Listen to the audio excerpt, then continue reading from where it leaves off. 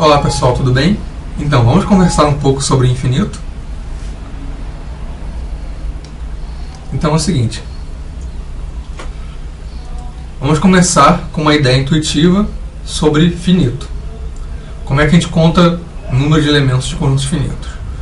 Vamos começar com uma ideia sobre imaginar uma sala onde você tem um número de cadeiras e você tem uma certa quantidade de alunos nela. Imagine que você chegue na sala e observe que todas as cadeiras estão com alunos, todos os alunos estão sentados e não sobra nenhum aluno na sala. Então você tem uma sala onde há cadeiras e alunos. E você percebe que todas as cadeiras estão ocupadas e não há nenhum aluno em pé. Você conseguiu, então, nesse caso, colocar um aluno para cada cadeira. Você não precisa contar o número de cadeiras ou o número de alunos para saber que existe exatamente o mesmo número de cadeiras para o número de alunos. Cada aluno ocupa uma cadeira e cada cadeira está com um aluno, exatamente. Não sobra nenhuma cadeira e não sobra nenhum aluno. Então, nesse caso, o que nós temos em termos matemáticos é uma bijeção entre o número de alunos e o número de cadeiras.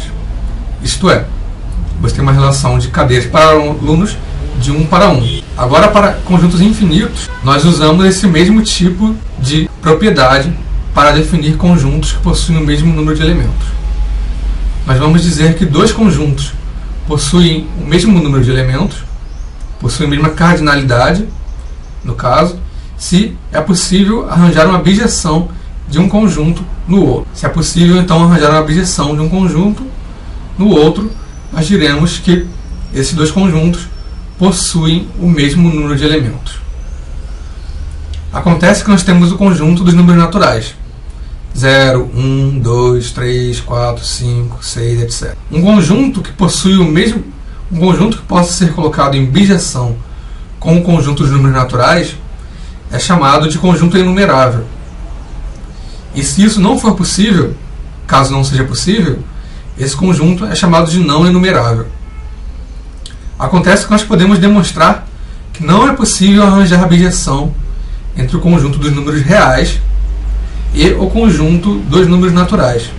Então, o conjunto dos números reais é um conjunto que não é enumerável. Outros exemplos de conjuntos enumeráveis que nós podemos arranjar uma bijeção com os naturais, isso é, nós podemos colocar os elementos em uma lista, é o conjunto dos números inteiros, que possui os naturais, 0, 1, 2, 3, etc.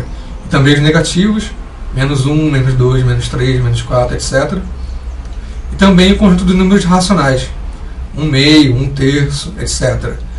O conjunto da forma dos números m sobre n, onde o m é inteiro e o n é um natural não nulo.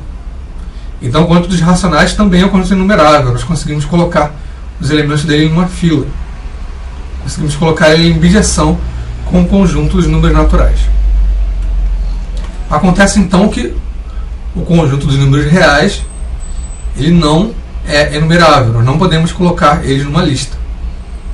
Depois, talvez eu faça um vídeo explicando isso passo a passo. Mas esse aqui nós queremos falar apenas sobre a filosofia por trás disso. Então, dos reais não é enumerável. Os racionais, os inteiros e os naturais são enumeráveis, porque nós conseguimos colocar uma bijeção com os números naturais. Assim, agora vamos falar sobre o conceito de cardinalidade de um conjunto, que é uma extensão do conceito de números de elementos para conjuntos infinitos. Então, nós dizemos que a cardinalidade de um conjunto B é maior do que a cardinalidade do conjunto A, isso é, o B possui mais elementos que o conjunto A, se é possível arranjar uma função injetora de A para o B, mas não é possível arranjar uma função sobrejetora de A para o B. Uma função injetora, uma função que a cada elemento desse conjunto A, nós vamos mandar um elemento diferente do conjunto B. Nós não podemos mandar um elemento 1 aqui, um elemento x, e um elemento 2 também no x. Eles têm que ir em elementos diferentes. Uma função sobrejetora é uma função que para cada elemento aqui no B, você tem um elemento no A, tal que a função leva esse elemento do A no elemento do B. Então isso é uma função sobrejetora. Então nós dizemos que a cardinalidade do conjunto B é maior do que a cardinalidade do conjunto A se é possível arranjar uma função injetora daqui para cá. Isso significa que esse conjunto aqui possui, de certa forma, uma cópia desse outro conjunto A, mas não é possível arranjar uma função sobrejetora do A do B. Quer dizer, não é para todo elemento do B que você consegue um elemento do conjunto A, tal que a função leva esse A do B. Então podem ter elementos aqui sobrando. Então, ok. Então essa é a maneira que nós medimos tamanhos de conjuntos infinitos. Isso são definições. Acontece que nós falamos que os naturais são enumeráveis e os reais não são enumeráveis. Mas não conseguimos colocar uma função sobrejetora dos reais dos naturais. Não conseguimos colocar uma bijeção dos naturais nos reais. Então os reais não são enumeráveis. Então acontece que a cardinalidade dos reais, o número de elementos dele, é maior do que o número de elementos dos naturais. O número de elementos dos reais, para essa definição de cardinalidade, é maior do que o número de elementos dos naturais.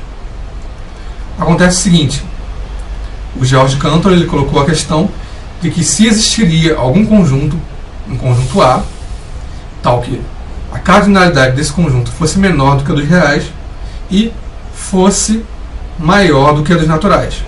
Quer dizer, algo entre os reais e os naturais. Algo aqui no meio. Ele colocou a hipótese de que não existia um conjunto A que satisfizesse essa propriedade. Tem uma cardinalidade menor do que os reais e maior do que os naturais.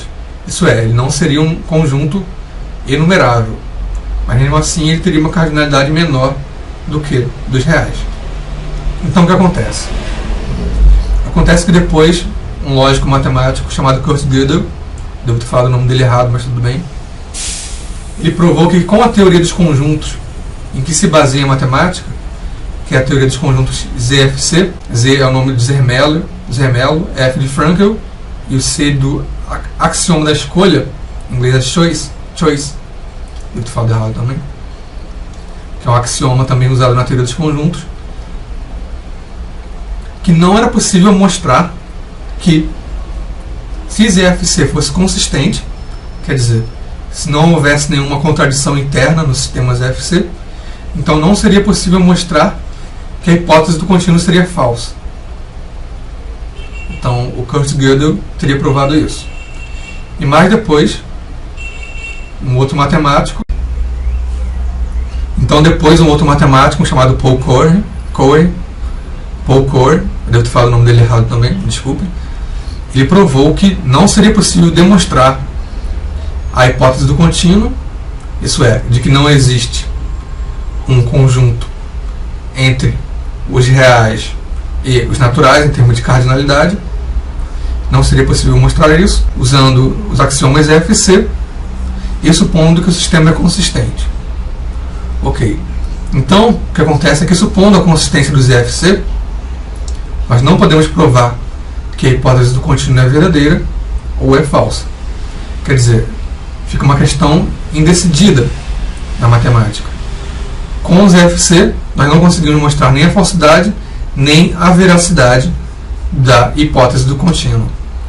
Então, alguns matemáticos eles podem querer colocar um axioma adicional para tentar decidir a hipótese do contínuo. Ou para negar, dizer que ela é falsa, dizer que existe um conjunto com cardinalidade entre os reais e os naturais, ou que não, que ela é verdadeira, que não existe um conjunto com cardinalidade entre os reais e os naturais.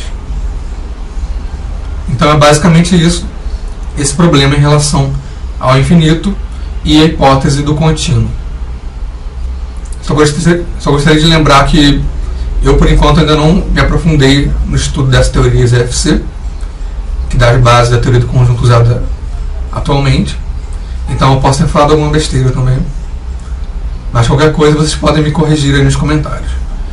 Então, pessoal, obrigado por assistirem esse vídeo e até a próxima.